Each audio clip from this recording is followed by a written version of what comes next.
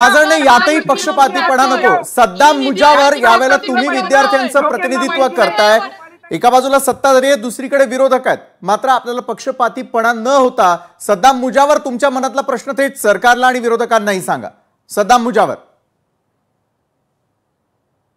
त्यांच्यावरती आहे, तर मला थोडंसं विद्यार्थ्यांचं मत काय आहे ते मांडण्यासाठी अधिकचा वेळ देण्यात बोला ना। कारण तर माझी या सगळ्यांना विनंती आहे। तर रुपालीताई मगाशी बोलत असताना त्यांनी सांगितलं की काही अधिकाऱ्यांच्यामुळे जर असं झालं असेल तर ते आपण तपासू, परंतु माझं असं ठाम मत आहे, आमच्या विद्यार्थ्यांचं असं ठाम मत आहे की अधिकारी यामध्ये जबाबदार आहेतच, परंतु महाज्योतीला आमच्यासाठी म्हणून कुठलाही निधी दिला गेलेला नाही।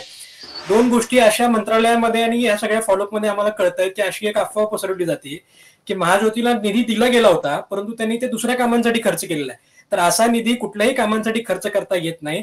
महाज्योतीचा 126 कोटी रुपयांचा जो निधी आहे या विद्यार्थ्यांसाठी नोंदणी दिनांकापासून फेलोशिप देण्यासाठीचा, तो केवळ वित्त विभागाच्या नाकारतेपणामुळे आमच्यापर्यंत आतापर्यंत फेलोशिप मिळालेली नाहीये, हे काम माझं या ठिकाणी मत आहे। आणि रुपालीताईंना देखील आमचे काही विद्यार्थी बऱ्याच वेळा नाशिकमध्ये पुण्यामध्ये भेटले होते, त्यांनी ही जबाबदारी घेतली होती की मी हा विषय पोहोचवतो, पण ते तितक्या ताकदीने पोहोचू शकले नाही। आज पुन्हा त्यांनी जबाबदारी घेतलेली आहे। तर माझी त्यांना विनंती आहे की तुम्ही दादांना हे सांगून की बाबा फक्त ओबीसी भटकेमुक्त या विद्यार्थ्यांच्यावरती अन्याय करू नका।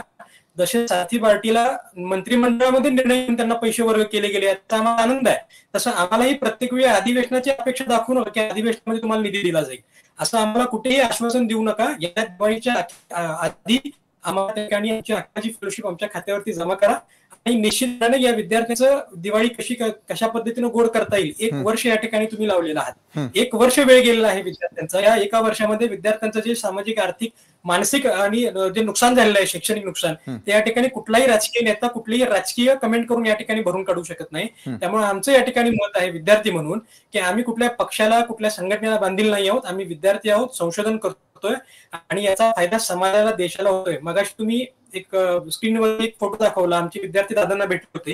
काही विद्यार्थी दादांना भेटले असता मंत्रालयामध्ये दादांनी स्पष्ट सांगितलेलं होतं, त्यात आम्ही बोलत नाही, पण आज बोलायची वेळ आली आहे की दादांनी स्पष्ट सांगितलेलं होतं की इलेक्शन संपली, निवडणुका संपल्या, आता तुम्हाला काही मिळणार नाही, जावा। सारथी पार्टीला तुम्ही असताना असं तुझ्यापणा केला होता का, जे महाज्योतीच्या विद्यार्थ्यांना तुम्ही सांगितलं होतं?